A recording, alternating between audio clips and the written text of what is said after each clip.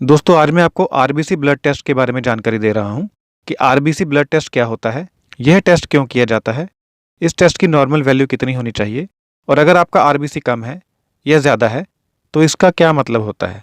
RBC का पूरा नाम है रेड ब्लड सेल्स और आरबीसी काउंट या रेड ब्लड सेल काउंट एक ब्लड टेस्ट है। इस टेस्ट के द्वारा यह देखा जाता है कि आपके खून में रेड ब्लड सेल्स की संख्या कितनी है, यानी कि आपके खून में लाल रक्त कणों की संख्या कितनी है। इसे एरिथ्रोसाइट काउंट भी कहा जाता है। यह टेस्ट सीबीसी टेस्ट का एक पार्ट होता है।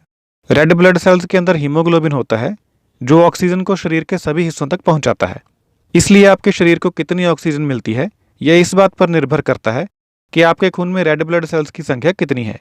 इसीलिए यह टेस्ट महत्वपूर्ण होता है। अगर आपके शरीर में रेड ब्लड सेल्स की संख्या कम होगी तो आपको थकावट महसूस होगी, सांस फूलेगा, चक्कर आएंगे, हार्ट रेट बढ़ जाएगा और त्वचा पीली नजर आएगी।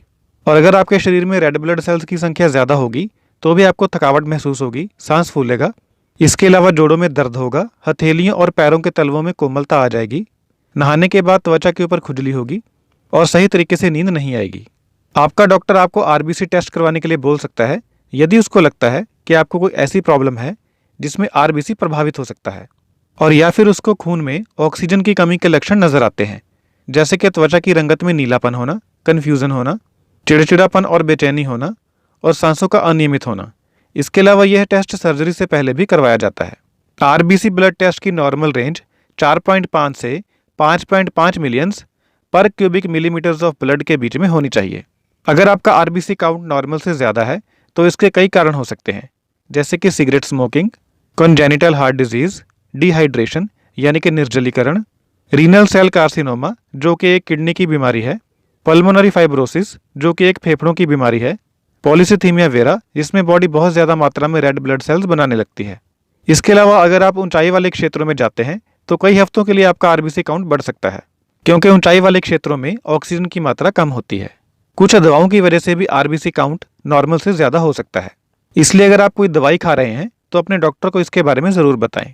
और अगर आपका आरबीसी काउंट नॉर्मल से कम है तो इसके भी कई कारण हो सकते हैं, जैसे कि anaemia, bone marrow failure, erythroprotein hormone की कमी, हीमोलाइसिस जिसमें रेड ब्लड सेल्स रप्चर होने लगते हैं यानी कि फटने लगते हैं, अंदरूनी या फिर बाहरी ब्लीडिंग यानी कि खून का रिसाव, ल्यूकीमिया, माल न्यूट्रिशन यानी कि कुपोषण, मल्टीपल माइलोमा, पोषक तत्वों की कमी और खासकर आयरन, कॉपर, फॉलेट और विटामिन B6 और विटामिन B12 की कमी। इसके अलावा प्रेगनेंसी और थायराइड डिसऑर्डर्स, और इसके अलावा कुछ दवाएं भी आरबीसी काउंट को कम कर सकती हैं। इसलिए आपकी प्रॉब्लम का पता लगाने के लिए डॉक्टर आपके टेस्ट रिजल्ट के हिसाब से कुछ और टेस्ट करवाने के लिए भी बोल सकता है। ये थी बेसिक जानकारी आरबीसी ब्लड टेस्ट के बारे में।